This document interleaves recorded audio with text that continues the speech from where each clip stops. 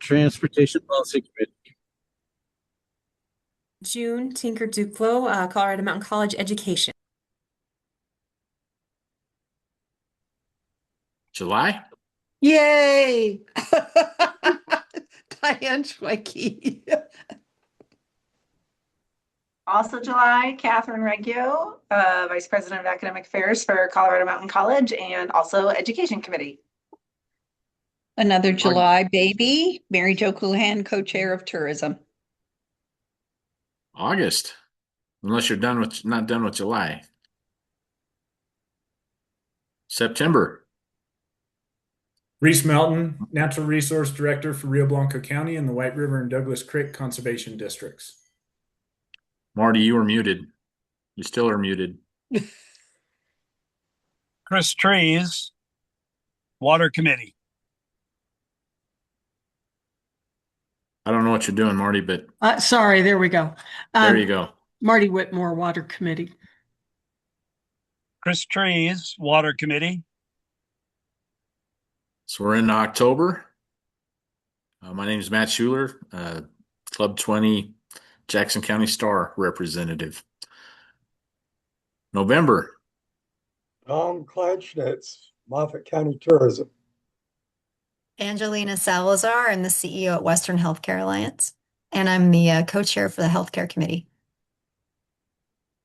Mike Goolsby, Chair-elect, Club 20, and co-chair Transportation Policy Committee. And December. I think we got everybody, but Andrea, the floor's yours if you want it. Okay. So thank you to everyone that's here today. Some of you have been committee chairs before, and some of you are brand new. So thank you for that. Just so you are all aware, I am recording, and that's because we have some people that could not join us. So they will jump on later. I will go ahead and run through the PowerPoint. I know you're all sick of PowerPoints all the time, but this is just a few guidelines that we try to adhere to. And Mr. Chair, please interject at all if there's something you want to add to something I'm going over. You guys are seeing my screen, right? Yeah. Okay.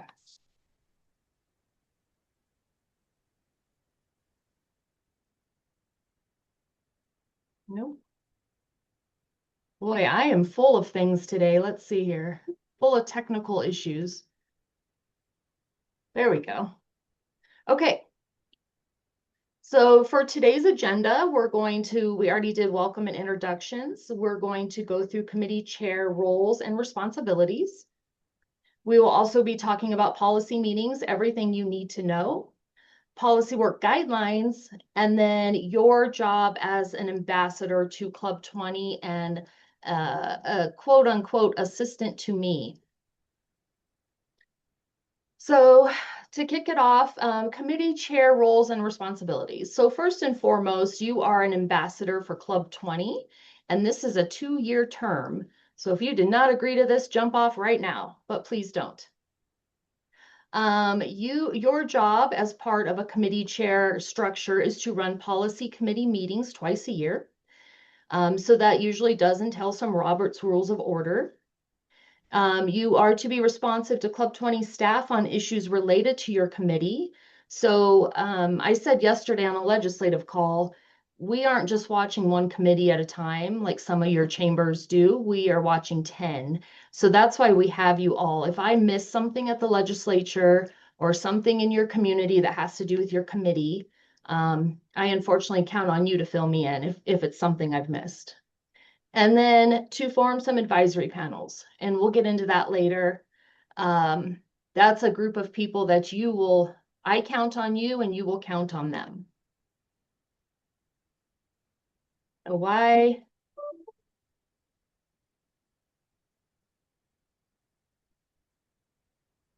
This is very frustrating. I'm sorry, friends. There we go. Policy meetings, everything you need to know.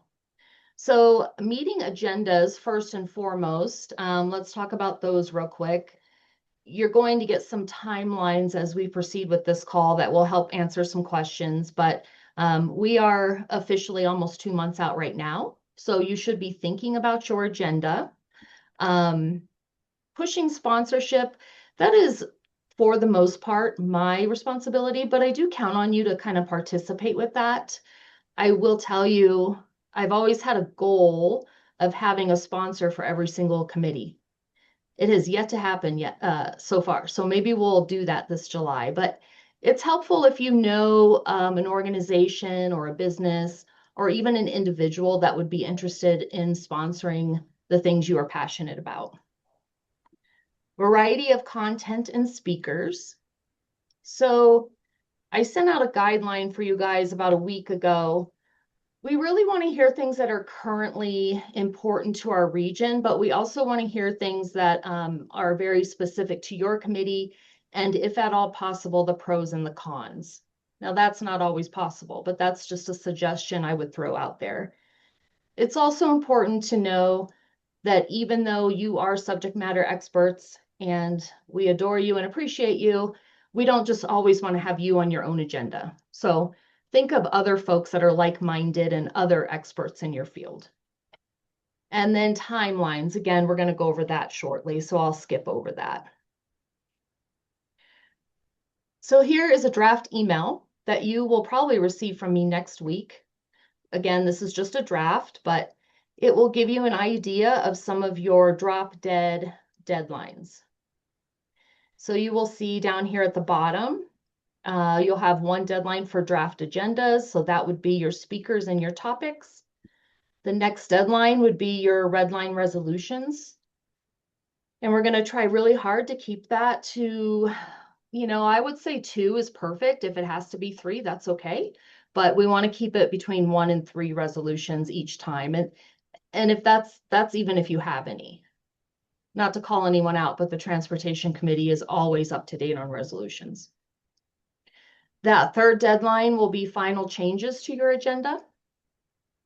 And then that last deadline will be a presentation slide deck. So if your speakers are going to provide me a PowerPoint, I would like to have it by that date. And that is something I usually am helping you with behind the scenes too. Usually once I have the names and emails of your speakers, I'm happy to do the reaching out. Agenda timelines. So this summer, the executive committee has chosen to stay here in Grand Junction, and we will be at Ute Water again this summer. They also chose to do a 1-week format. And I anticipate you may see that going forward in the summer. We used to do a 2-week format. Some of the feedback we received is it was expensive for folks to travel two times. There was a week in between, but still, it was expensive. Took people out of their own regions for too long. Just things like that. So I think that you will probably see this going forward. So with that being said, here's your timelines. July 3rd would be your draft agenda. New resos and red lines would be July 13th. Final agendas would be July 17th, and then presentations would be July 21st. Now, I completely understand that sometimes those presentations come to me in person day of, and that's okay, it happens. It's just nice if we can get them ahead of time to make sure they're not corrupt or they're the right format, things like that. Any questions so far? No? Okay. So policy meetings, everything you need to know. We went over the agendas. Let's go over meeting frequency. So if you are new to this, this is something we do in the winter and then again in the summer. In between there, you may have some special advisory panel meetings. If there's a resolution, you would like to get your advisory panel together. If that were to occur, that's something that I help coordinate for you. You just let me know. We can use our Zoom. I promise not to have technical difficulties like today, but you would let me know when you wanted to do it, and we could usually do that by Zoom. In the rare occasion you want to do it in person, I usually can use the Club 20 office to do that for you. So this year's going to be something a little different too, and we'll go into it a little bit more in detail later, but this, okay, let me say this right. 2027 winter policy meetings are actually now going to occur in 2026. So they're going to take place in December of 2026 for winter of 2027. And one of the reasons that, and this came a lot with some direction from Wade, is that we felt like if we can get ahead of the legislative session for your committee meetings for winter.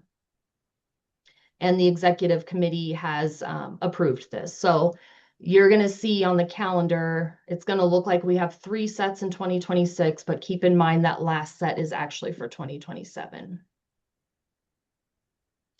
And then general guidelines.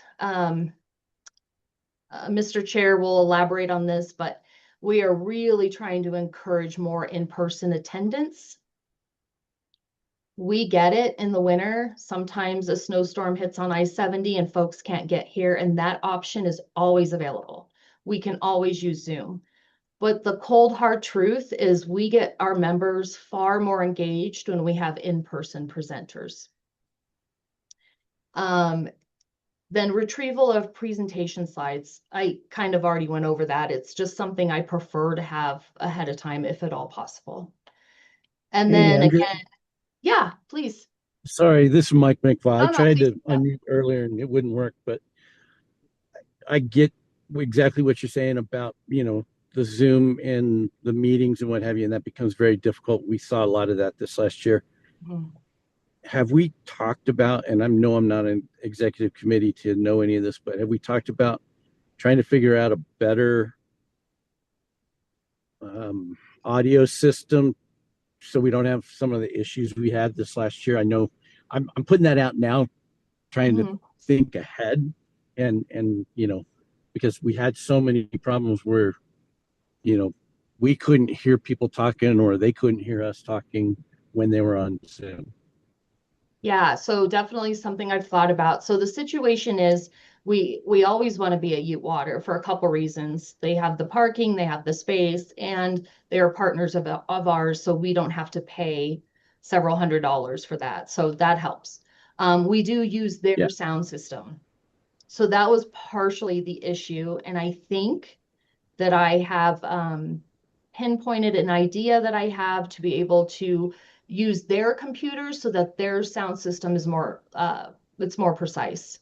And I don't know if that makes sense how I worded that, but I was using my laptop. Yeah, so there's one of the options. The other thing is I did not have the availability this year to set up the night before. So, being able to set up the night before, I could potentially use our own sound system. And then a third option is I did conclude after those meetings that the sound was a lot better for presenters that were wearing headphones. So that was one of the things I was gonna, as an invite to our presenters on Zoom, is to encourage them to potentially use a headphone. But yes, definitely all ideas that Matt and I have gone over. He attended meetings there, I think it was last week. They had some of the same issues. So I think that my best option is to tap into Ute Water's computer. All good. I just wanted to bring it up, Yeah. not asking for, thank you for looking at all that. I really appreciate it. Yeah. I just wanted to create the awareness that so we don't forget about it because, it's hard on you. It is. It's so frustrating and it comes off disrespectful at times. And, we don't want anyone to feel that way. Obviously, the overall thought is just to have everyone in person, but we'll see good. how that Thank goes. you. Yeah, of course. Thank you for bringing that up. So advisory panels, you all got a list from me of your committees. I think it's probably time we revamp the advisory panels. Some of them have been the same people for, probably 10 years now, and I'm not even sure that some of those people are interested anymore. There's a lot of the names on that list that don't communicate back with us. So I thought I would leave it open to you guys to start thinking about that. So the way it works is anyone can be on a Club 20 committee. When you join Club 20, you can be on one, you can be on all 10, or you can be on none. Your advisory panel people need to be invited by you guys. So I would start thinking about your committee and your industry And some of those folks that you may know, they do have to be a Club 20 member. And I can always answer that quick question for you, whether they are or not. But I would start thinking about that. And maybe we get together a list that you all could email to me separately of, 5 to 8 people that you think would be a really strong advisory panel. And it may still be the same people. I don't know. I just know that the Club 20 process has never been to refresh that. And we kind of thought that maybe it's time that we start looking at some new names. And so then what we would do is we would send out an invite to them and see if they were willing to serve. And it may just be some of those people on your committee list that I sent you. So real quick, Andrea, how do I find out who the current Business Affairs Advisory Council members are? Yeah, I'll email that to you. Okay, great. Thanks. Yeah. Your list as of right now has several people on it that aren't even members anymore. I kind of figured that. Yeah, so that's why I thought I would give you guys a blank slate. Look at your list of committee members right now. Give me some ideas, and then I'll tell you who was on there before. It might even be the same people. Okay. But we just want to make sure those people are still engaged. Hey, Andrea. Andrea, before you, it's Angelina. Just a quick question about the advisory panels. So the purpose of the panel is to support Steve and I, or I'm just a little more clarity on that. Like when I'm reaching out to a potential advisory panel member, what would be my spiel, so to speak? So the key points would be working on those resolutions. If you had a resolution you thought needed to be amended, or even a brand new resolution you wanted to draft, that would be the people that you would turn to help you do that. And then after that's drafted, it goes to your whole committee to vote on. Your advisory panel also potentially could step in during the legislative session if we need to get some advice on whether we should support, oppose, monitor, or amend. That doesn't always happen. Sometimes the co-chairs themselves just go ahead and take a stance on that, but it doesn't hurt to have that advisory panel if you want a little bit of backup during that time. Thanks. Does that help? Yeah. Okay. Definitely. Thank you. And then special meetings prior to the general meetings. Again, that's only if you have some, very intense resolutions. Last year, PLNR and AG are trying really hard to eliminate some of the resolutions and get them all combined into a guiding principle. And so in that case, we held a meeting for AG where we took probably 20 resolutions, and we all sat there and said, which ones can we combine? Which ones can we eliminate? Things like that. It's just kind of a gathering of minds. I'll jump ahead real quick. The resolutions should be updated every 5 years. And so several committees have taken the steps to just form more guiding principles that can answer to most legislation instead of having 50 resolutions for one topic. Andrea. Yeah. So I would like to explain a little bit of the thinking for this. It's really hard with everybody's schedule to get together. So the advisory committee would potentially be the people that would be heading the committee later, who's being mentored, who's being, you got to take the interest to move it up and down too. And I appreciate all you guys being here for this because it does mean you're interested, but it also means y'all are busy too. Because if you want something done, ask a busy person to do it. But the resolutions and in my mind, in the 20 years I've done resolution work, and it wasn't on this committee at all, the guiding principles are actually probably as important as the resolutions. And we call them standing resolutions, but guiding principles are a real good thing. A resolution really goes to what's happening that year, what's happening in time that may or may not, that we need input from our side, because it helps us develop policy. It helps us develop laws. It helps us look at those different things. But the fewer that we have, the more focused we can be. And we have 10 committees. So if there are 3 per each committee, there's 30 different resolutions. And being on the education committee, Catherine or Tinker, please let me know if any of these other committees affect that committee, because it's hard to take a stand on something when there are a whole bunch of things that could affect how it's going to be. And I think that's probably the biggest strength of this organization is we don't always agree. And that leads to great discussions. And the more we discuss things, there will be an idea or a concept or a unintended consequence that gets mentioned that may not be thought of in the way the laws are being written and what we're standing up to do for advocacy. So I'm a fan of having a great discussion. That doesn't mean you just go out and make somebody mad on purpose. Let me do that. That's fun for me.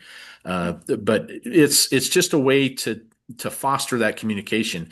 And in those moments, that's where the in-person makes so much sense, because the hallway conversations are the heart of what we do. And that's when you want to get a hold of somebody and really get to know them, really get to talk to them, and really be real with them. So thanks for doing this first off, but thanks for listening. And Andrea, go on to the next one. Well, Diane has her hand up real quick. So sorry, I couldn't see it. That's okay. So I have a question between guiding principles and resolutions. And so every committee should have guiding principles. Is that what I heard? Correct. It's just something we moved to the last couple years. Okay. And so working toward it is hard. Right. And I get that. I'll just, for my 2 cents worth, say for business affairs, the committee I'm involved in, it would be really nice to have guiding principles. And then we wouldn't have the 25 resolutions that we're looking at to now update or do away with. I mean, I'm wondering, is there a way that we can move into some of this more efficiently so that when we do get together for our policy meetings, that we're all clear on what our guiding principles are, and we're all getting more information about what's happening in our sectors? So I mean, I would recommend that you all take a look at your resolutions, and they're all on our website, but I think I sent out the master index to all of you. The ones in red are expired, but I like how the ad committee did it last year. Is we got on the whole ad committee on a call. I did a lot of piecing together on the computer. So we made a spreadsheet. We said what things were completely irrelevant anymore and what things could be combined. So a good example is they combined into an ag economic sustainability guiding principle. Within that economic sustainability guiding principle, we put all the resolutions. There was all kinds of resolutions on tax, farm tax codes, inheritance of farmland, all that type of stuff. We combined it into one. But that was what we did is we made this spreadsheet. We sent it out to the whole committee, and they were able to, it was an editable spreadsheet, and they were able to plug resolutions under guiding principle titles, and then we combined them all. Okay. If that makes any sense. And I'm happy to help each and every one of you do that if you want to. Transportation's really good at this point. Education has a couple guiding principles. Healthcare, I think, has a couple. I hate to tell you this, Reese, but PLNR is the one we've been working on for a couple years now. We've just been getting things all combined. Who else? Tourism, you guys are pretty good, but yeah, business affairs could use some work, just getting some of those combined. And I'm always here to tell you what key points that I take out of those when we take a position on a bill. Okay, that's helpful. Thank you. Because some are irrelevant. Some have very specific data that isn't even relevant anymore. So we could just delete. Okay. Hey, Andrea. Yes. Never fear. I was well aware. Bonnie and I Okay. are going to get together, I think, at some point, so I Oh, can hit great. the ground running. So Okay, and Bonnie did a fantastic job at getting some real work done on some resolutions. All right, so here they are, the resolutions. They need to be updated every 5 years. Staff will help identify out-of-date resolutions. So I have a master index I'm constantly updating. If you want to do a new resolution, which has happened many a times, a great example would be the Wolf situation a few years back. Advisory panel would meet on that to provide thorough and thoughtful drafts. And then 2 weeks prior to the meeting, we would provide time for some thorough research. So again, Bonnie would have a Zoom meeting and then with the advisory panel, and then she would send it out to the whole committee ahead of time. And that's kind of how that process works. Additional actions, keep an eye out. So this is additional things you can do to help with policy work, is keeping an eye out for legislation relative to your relative to your committee. Make recommendations on appropriate Club 20 actions. There's several of you on this call right now that helped with that this session. You know, I'm one person, and every Monday morning I would be looking at, 35, 40 bills. I don't always take the right position right away. Sometimes I read a resolution and I interpret one way, and then the rest of you are able to come to me and say, I really think we should do this at this point. And that helps me tremendously. There were a couple times I had to reach out to Diane and say, did I take the right position? Because you can't, I hate to say this, it's being recorded, so I shouldn't say it. Some of our resolutions can be contradicting. A topic that comes to mind right away is local control.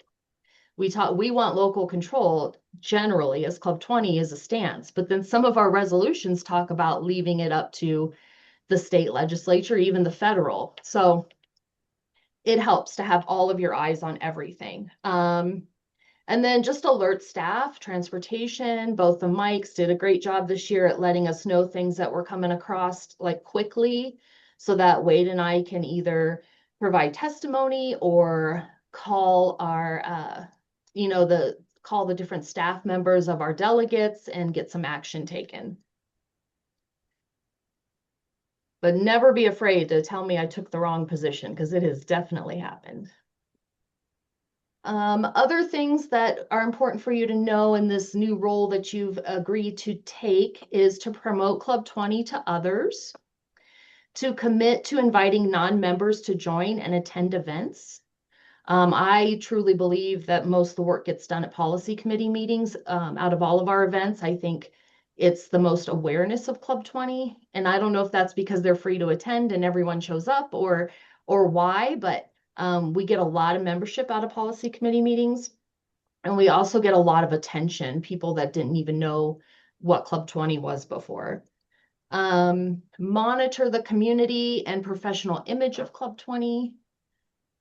This kind of goes with the bottom line. Which hat are you wearing? Just keep in mind that your personal position on something may not always be that of your whole committee.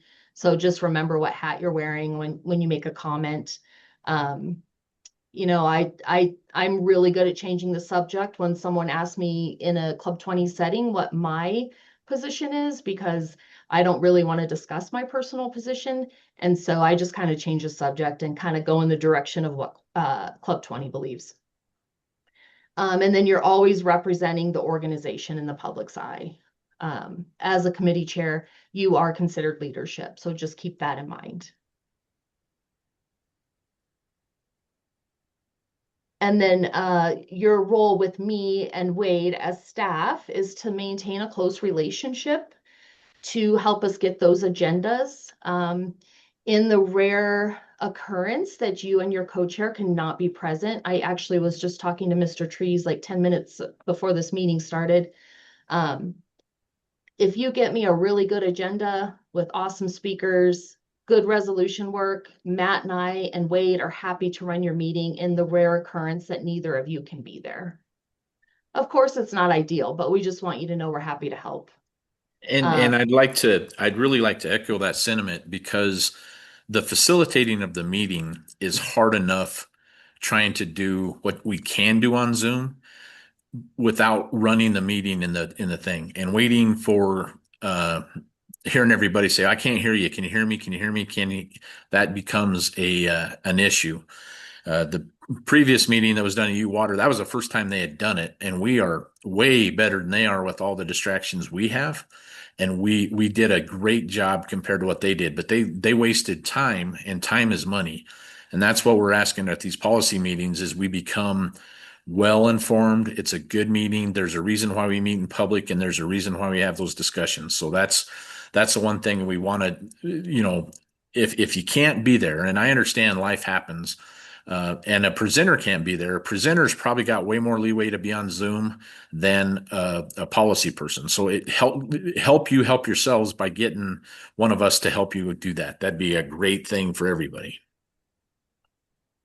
And then just remember, I'm here to help assist. So there are circumstances where you may even need my help with agendas.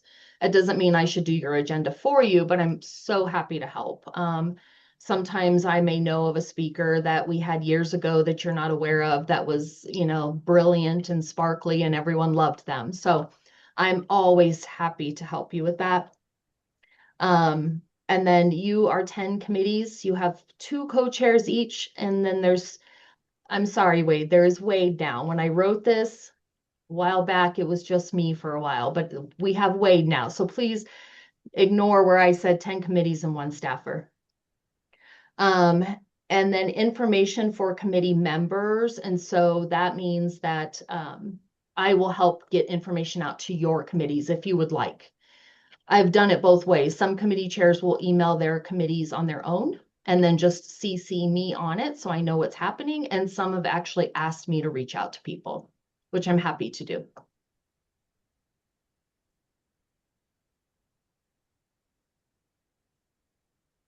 And that is the end of my slideshow.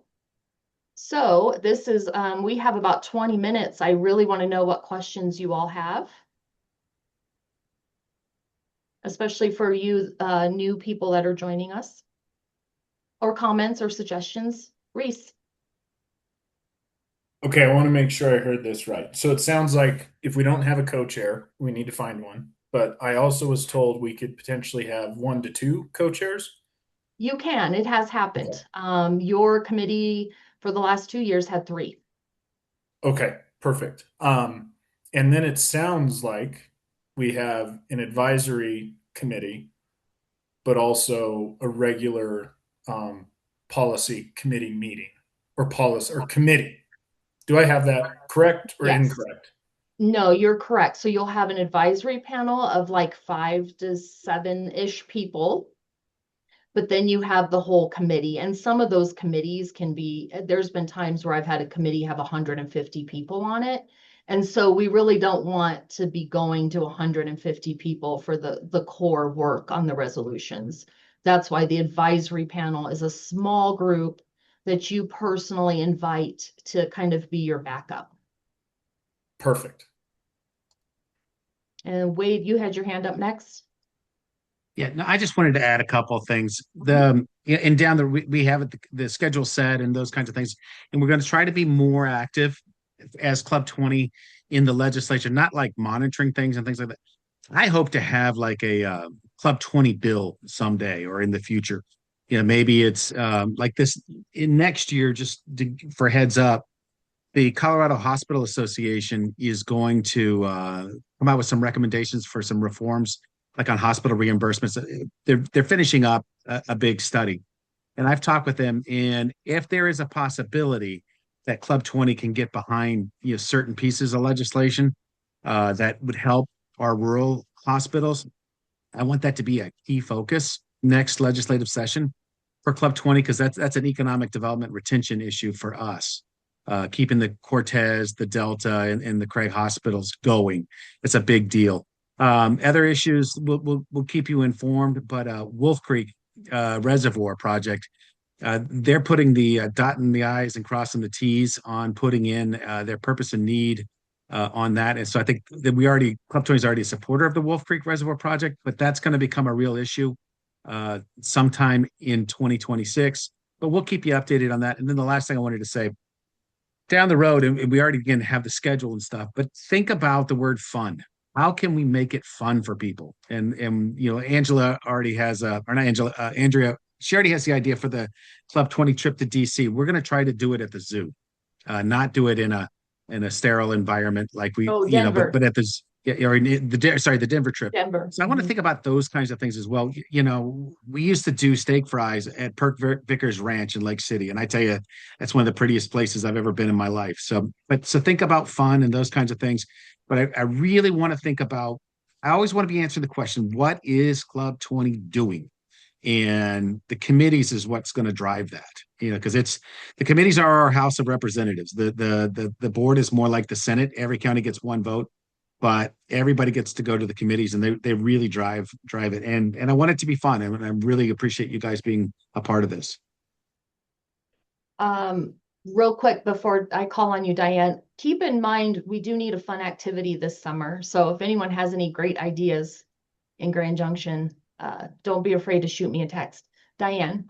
I will think about that.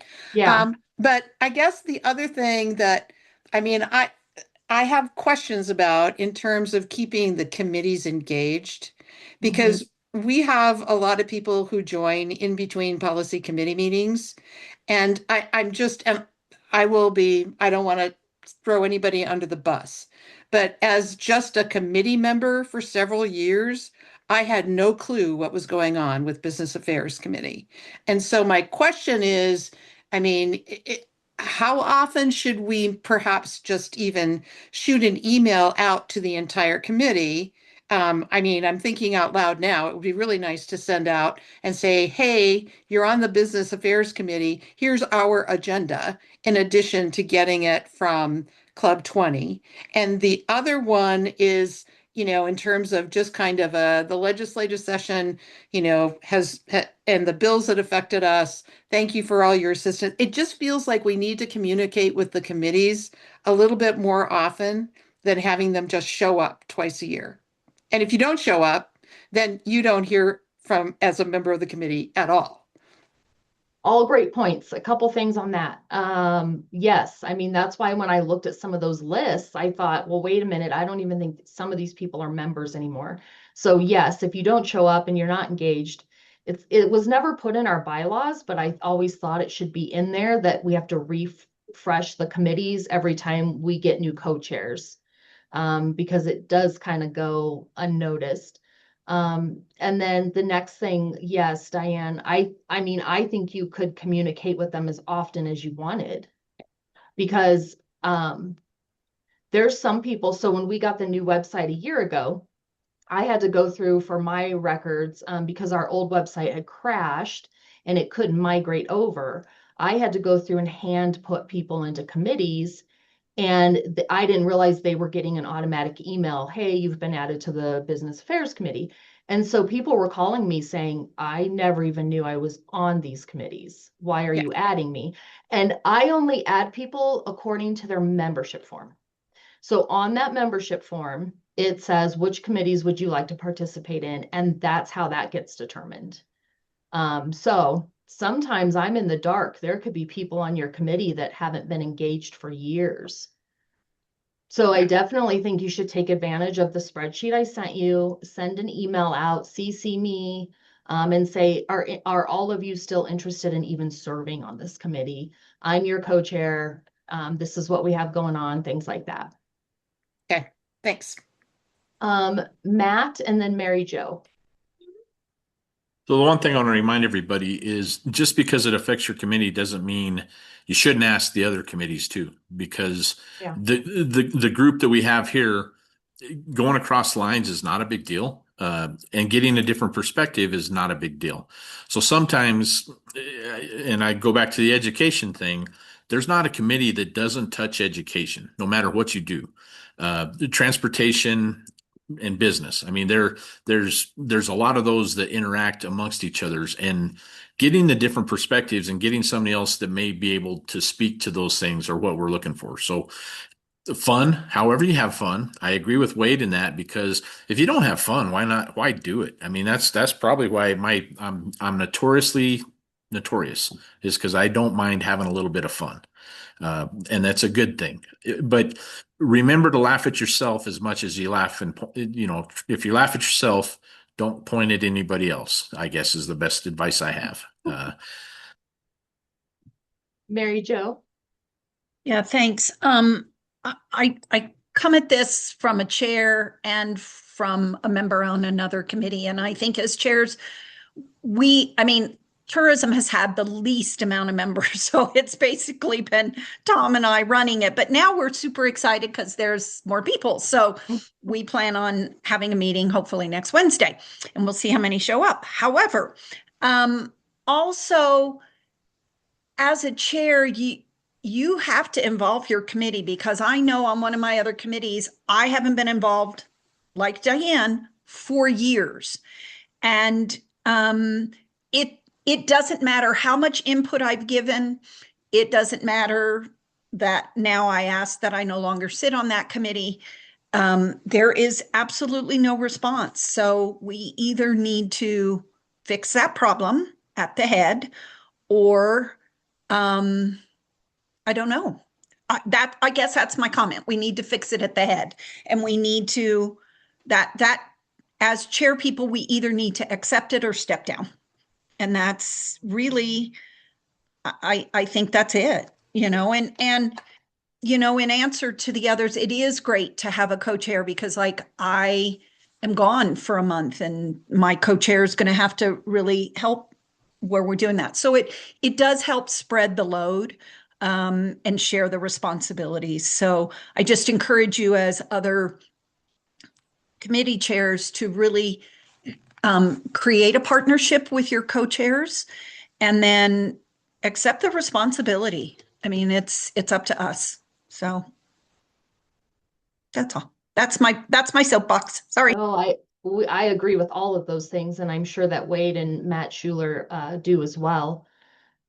If a couple things I'll tell you about myself real quick. I am a little bit of a deadline Nazi, so I'm gonna apologize in advance. Wade knows this. If my agendas don't start on time, there's trouble.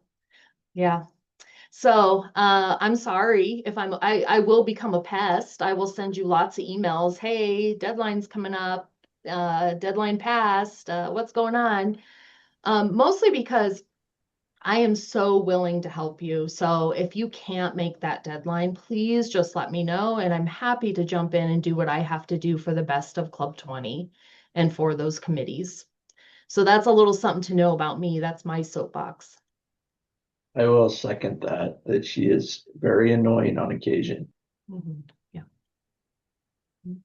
If she ever makes you mad, then just change the agenda as the first thing of your meeting. If you really want to get back at her, that's all I can say. That turned out to my benefit. It's okay. Yeah. I love people having fun. Isn't it a grand thing to watch? Any other questions for the group, or ideas or thoughts or comments?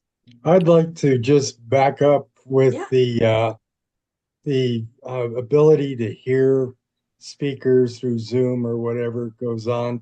Andrea, you said that we don't pay for being at the water company, but I would say that I would just ask the executive committee to look, if that fails again, we really need to find a venue that is, ironclad, that we do have a respectful conversation back and forth. It is really frustrating not to be able to hear questions and that kind of thing. So I think, driving toward trying to have everybody there, I know that's going to be basically impossible, but certainly chairing a meeting, you should be in the room. But I think also, if we have to invest in another venue, I think it'd be worthwhile. I think even I look at what's in front of me and what it would be an equivalent payroll. We just spent, $1,000 this hour together, and just those rooms we're really cranking through some precious time for a lot of people, and we want to make them meaningful. And I think we discount what our time's worth when things don't work. So sure. I would just say investing in that technology, whatever it takes, would be something I'd really like to lean into. So just keep a couple things in mind. When we do have to start paying for venues, we have to start charging people to attend. Another reason I would like to really keep the location right now with Ute Water is because the situation we're in with the drought, and it's a really important partnership. But worst case scenario is I take down, and this is all again about manpower, and I didn't have the manpower last time, especially because I couldn't set up the night before. I can always take down their microphones and just put ours up too. So I'm definitely, I mean, trust me when I tell you, I'm making it a key goal to not have those issues this time. I'll also tell you that I'm always watching the chat, and some people tell me, sounds great. And that's what throws me off, because some of your people that are on Zoom are sitting there complimenting, like, oh, I can hear, it's great. And then the very next person says, I can't hear a thing. So it's sometimes not even our technology. It can potentially be the person online too. You know, Nancy Fishering's one that'll tell you she's in Mexico most of the time. And she'll be texting me saying, it's probably not you, Andrea, it's probably me, because I'm in Mexico. So I think the key is we just really try in-person attendance.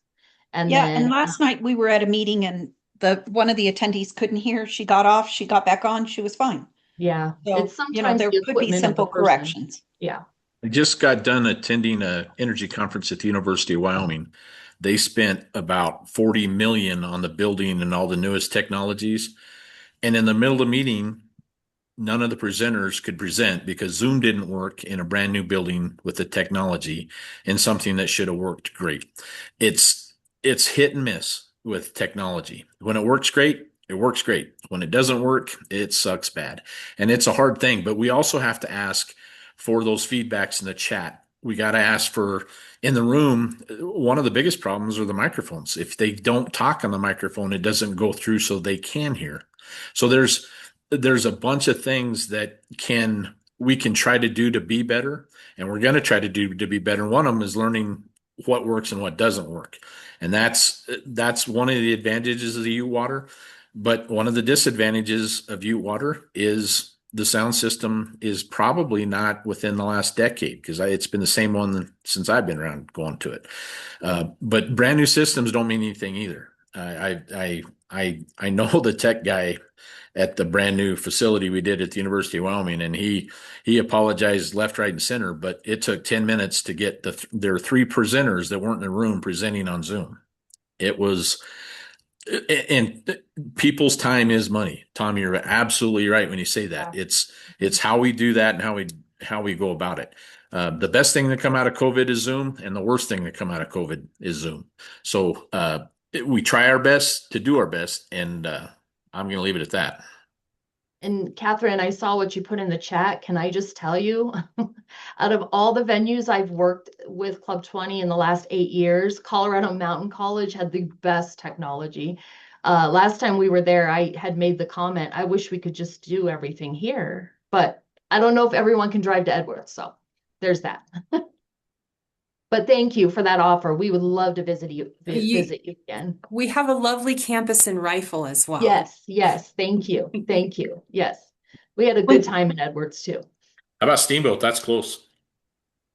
Also available. We've got 11 from which to choose. I know. How about There you go. Done. I do find that our colleges are usually have some of the best tech that we can do. So, but thank you for the offer. Anything else? Thanks, Sarah. Did you read Sarah's chat too? Oh. We'd be Yeah, more that than was- happy. We'd be more than happy to host. It's a large room, Is and it? Okay. Yep, and with the communication requirements that we have between our field offices and headquarters, it's top of the line. Okay. That's great. I'm sorry, Sarah. I adore you, but I didn't know you had an office in Montrose. We sure do.